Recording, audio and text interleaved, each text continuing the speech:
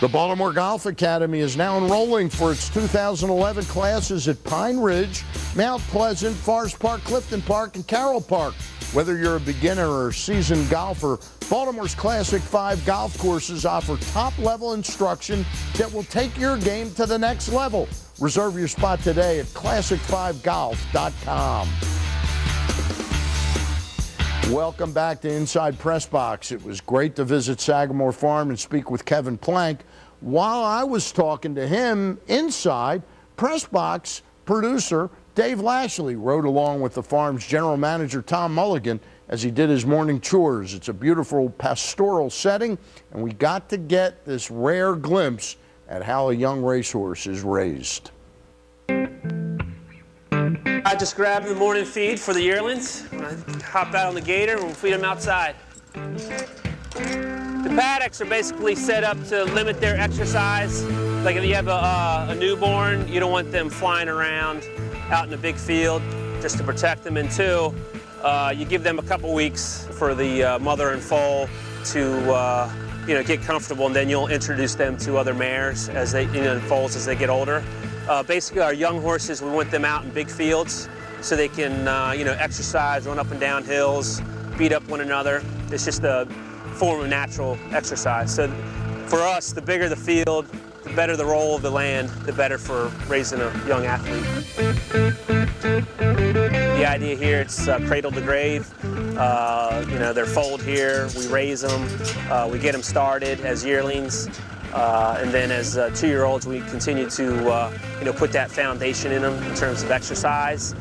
Usually our program is that we're breeding for the classics, the classic 2-turn type races, not so much the young precocious sprint races. So we'll usually get started with them in, the fall of their 2-year-old year.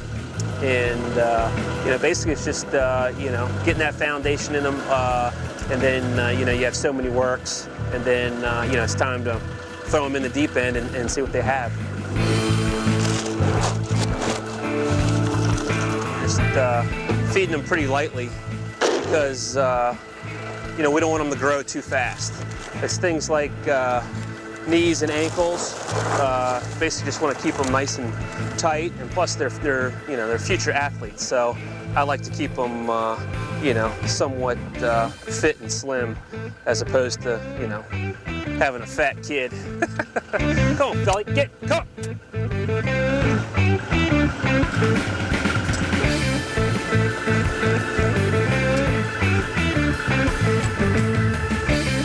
These are our horses in training. We have 6 or 7 that are actually down at Pimlico right now. We kind of rotate them down there just to get acclimated with the track. This is a Stormy Atlantic filly, just coming back from the track. She's a 2-year-old. So the pony basically just, sets her at ease. We really haven't started cranking her up yet, so she just went out for a jog. Guys will take off her tack, and then they'll, they'll cool her down, they'll walk her, and then, she's, they get hot, they'll give her a bath, but it's a nice, nice spring, cool morning, so she should just cool out, get a sip or 2 of water, and then, we'll go ahead and do her legs up, and then it's, it'll be feed time later this afternoon.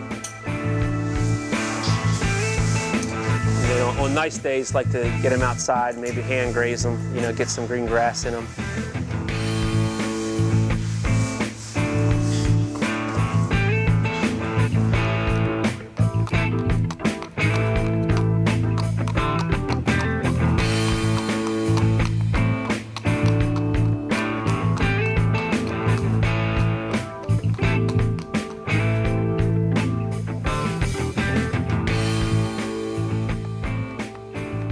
This is one of the most prominent farms in the world at one time, and it is a Maryland treasure. Hopefully, we can raise these horses and they can accomplish things at the track that people of Baltimore and the people of Maryland can take pride in, and that's really what we're trying to accomplish.